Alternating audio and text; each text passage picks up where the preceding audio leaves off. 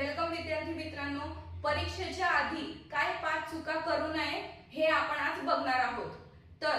तर पहिला आहे अभ्यास न करता परीक्षेला जाणे। म्हणजे तुम्ही जर मागील प्रश्नपत्रिका सोडवल्या आहेत पण त्याचा अभ्यास नाही केला तर तुमचा जे आत्मविश्वास आहे तो कमी होणार आहे। तसेच दुसरं, वेळेचं नियोजन न करणे। जर तुम्ही एग्जाम देत आहात पण वेळेचं नियोजन तुम्ही नाही केलं तर तुमचं प्रश्नपत्रिका ही अर्धवट राहू शकते किंवा तुमचे प्रश्न सुटू शकतात।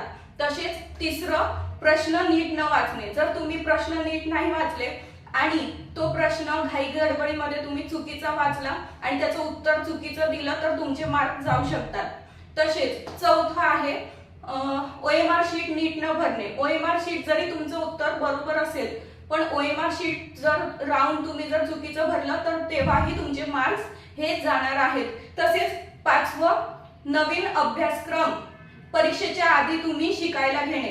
म्हणजेच की जेव्हा परीक्षा असणार आहे तेव्हा तुम्ही तो नवीन अभ्यासक्रम न घेता तुमचा जे अभ्यास झालेला आहे तोच रिव्हिजन करायचा आहे। जर तुम्ही नवीन घेतलं तर तुम्ही जुनं सुद्धा विसरणार आणि नवीन सुद्धा तुम्हाला जमणार नाही। तर ह्या चुका आहेत मित्रांनो जे तुम्ही करायच्या नाही आहेत परीक्षेच्या आधी।